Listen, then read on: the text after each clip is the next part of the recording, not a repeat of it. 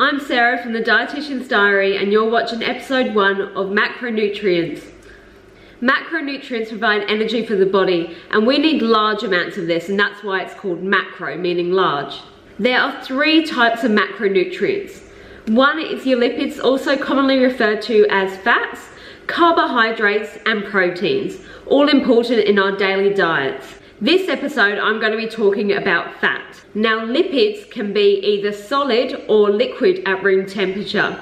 Now usually if it's liquid, it's a unsaturated fat, and if it's solid, it's a saturated fat. Now your fats can generally be found in your animal products, whereas your oils are usually found in your plants.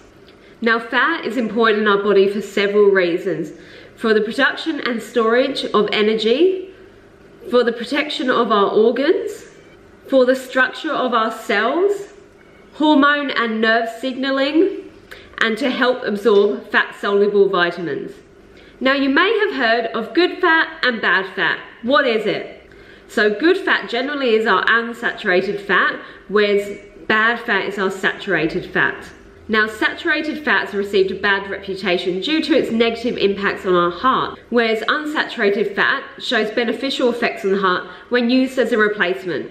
There are many classes of fats, but today I'm going to be talking to you about trans fatty acids, saturated fats and unsaturated fats.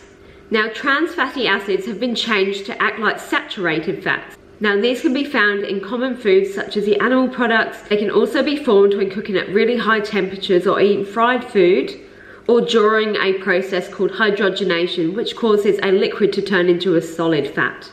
Now there's strong evidence to show that trans fatty acids have been linked to an increase in bad cholesterol in the blood, which is a major risk factor for coronary heart disease. Also, it's been found that trans fatty acids can actually reduce healthy cholesterol in the blood too.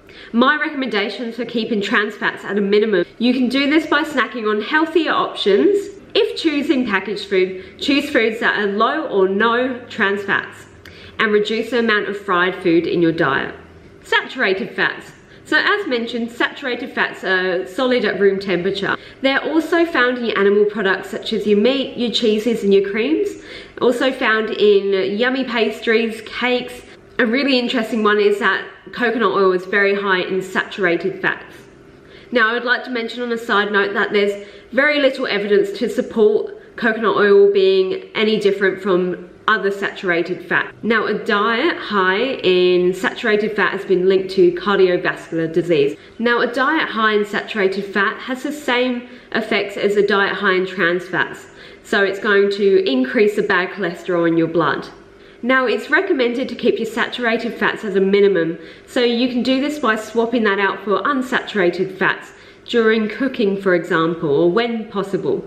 Now, unlike the others, unsaturated fat is usually liquid at room temperature. It is known as a healthy fat due to its benefits on blood cholesterol. So it will increase the healthy cholesterol and reduce the bad cholesterol. Unsaturated fat is commonly found in your oils, your fish, nuts, seeds and avocados. Now it's recommended to swap our saturated fat with unsaturated fat, and you can easily do this by learning healthier cooking skills, choosing nuts as snacks, and eating oily fish twice a week. Out of all the 3 macronutrients, fat is the most energy dense with 37 kilojoules per gram. So once again, it's food to be enjoyed in moderation.